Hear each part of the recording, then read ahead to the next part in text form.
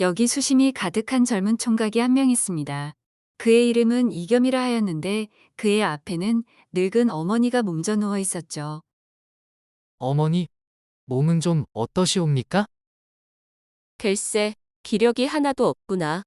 날이 추워져서 그런지 더 기운이 떨어지는 것 같다. 군부를 더 지펴드리겠사옵니다.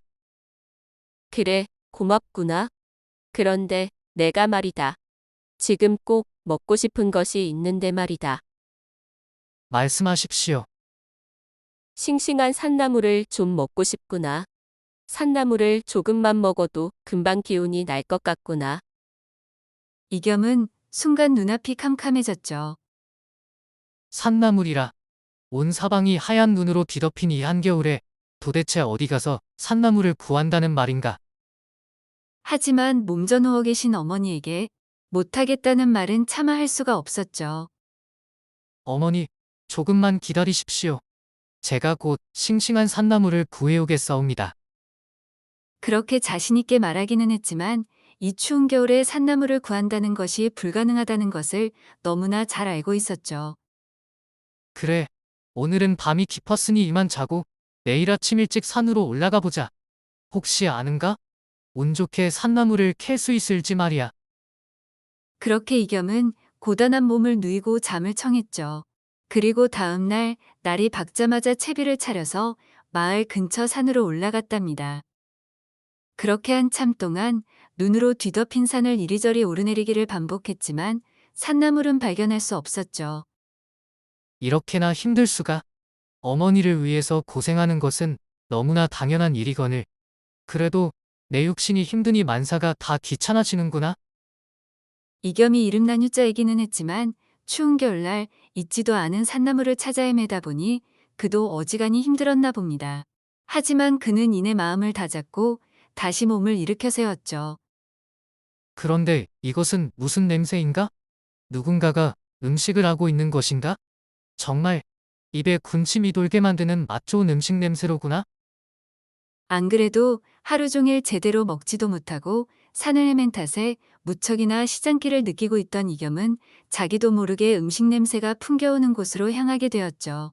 그렇게 얼마를 걸어가니 아담한 초가집이 보이는 것이었습니다. 그래, 이곳이로구나. 이렇게 외딴 곳에 사람 사는 집이 있을 줄이야.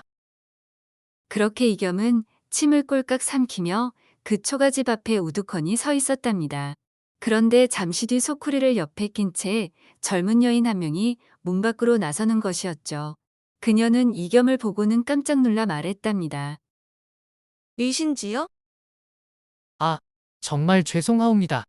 산속에서 나무를 캐다가 이 집에서 맛 좋은 음식 냄새가 나길래 나도 모르게 이렇게 발걸음을 이곳으로 옮기게 되었지 뭡니까? 여인은 의아하다는 표정을 짓더니 이내 깔깔거리며 웃기 시작했죠. 이렇게 눈 덮인 산속에서 산나물을 찾으시다니요. 참으로 엉뚱한 분이시군요. 이겸은 살짝 발끈해서 말했죠. 물론 엉뚱해 보일 수도 있을 것이오. 하지만 병환 중이신 어머니께서 산나물을 찾으시길래 이렇게 산으로 올라온 것이라오. 이겸의 말을 들은 여인이 미안하다는 듯 표정을 누그러뜨리며 말했죠. 그런 사연이 있으셨군요. 죄송하옵니다. 그런데 말이옵니다. 여인이 살짝 목소리를 죽이며 말했답니다. 사실 산나물을 찾으신다면 제가 도움을 드릴 수 있사옵니다. 그것이 정말이요? 그럼요. 제가 지금 왜 소쿠리를 옆에 끼고 밖으로 나왔겠습니까? 바로 산나물을 캐러 가는 길이 오니 저를 따라오시지요. 이겸은 반신반의하며 여인의 뒤를 따랐죠.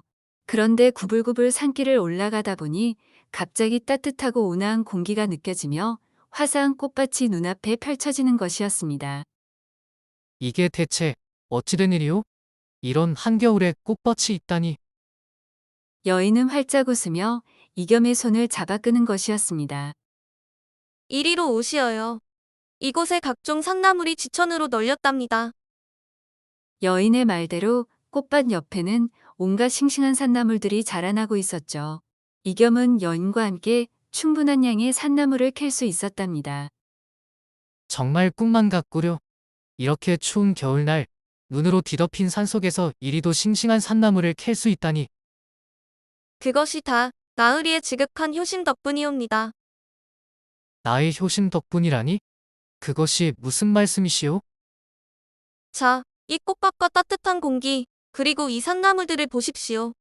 이것들이 정녕 현실 속에 존재하는 것들이라고 생각하시옵니까? 물론 이 모든 것들이 비현실적이기는 하지. 그렇습니다. 우리들의 일상에서는 이러한 것들이 절대 보이지 않습니다. 이것들은 존재하기는 하지만 우리들이 감지할 수 있는 영역, 그 너머에 있는 것들이기 때문이지요.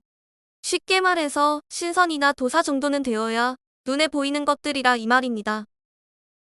하지만 나는 신선도 아니고 뭣도 아닌데 어째서 이러한 것들이 눈에 보이는 것이오? 나으리의 지극한 효심 덕분이지요. 완전한 효심, 즉 부모를 공경하고 다른 이들을 사랑하는 진실된 마음이 있는 사람들은 도사에 못지않은 도력을 지니고 있답니다. 그리고 그 덕분에 눈에 보이지 않는 세계를 볼 수 있게 되는 것이지요. 참으로 신기하기 그지없구려. 이 모든 것이 다 하늘이 나으리의 마음을 알아주시고 눈을 열어주셨다라고 생각하시면 되옵니다.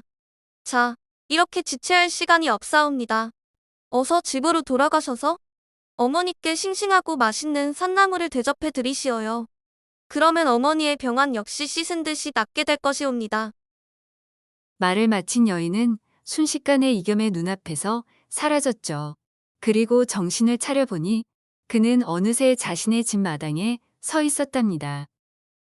아니, 내가 어느새 집으로 돌아왔다는 말인가? 정말 하늘이 나를 도우신 것인가? 어쨌거나 이렇게 지체할 시간이 없다. 빨리 어머님께 이 산나물을 드려야지. 그렇게 이겸은 산나물을 살짝 데친 뒤 잘 버무려 어머님의 밥상에 올려드렸죠. 그리고 맛있게 산나물을 잡수신 어머님은 바로 기력을 회복하시더니 다시 건강하던 때의 정정함을 되찾게 되었답니다. 그래, 따지고 보면 어머님이 계셨기에 내가 그러한 신비로운 경험을 할 수 있었고 또 내 안에 있는 숨겨진 힘 역시 발견할 수 있었구나. 사실 내가 어머님을 도와드린 것이 아니라 어머님이 나를 도와주신 것이었어. 내가 어머님께 효를 다하는 것은 그러한 어머님에 대한 감사의 마음을 표하는 것이니 수고스럽게 생각할 필요가 없는 것이다.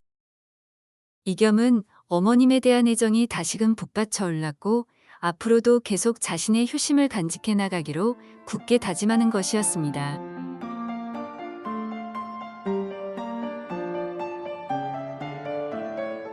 오늘 이야기 재밌게 잘 보셨나요? 굳이 부모님께 대한 사랑 말고도 우리 주변에는 사랑을 나누어야 할 많은 이웃들이 있지요. 그들 모두와 더불어 따뜻한 사랑을 나누며 행복하게 살아가셨으면 해요. 사랑이 계속되면 기적이 일어날 수도 있는 거니까요. 그럼 저는 다음 이야기로 또 찾아뵐게요. 항상 건강하시고 행복하세요.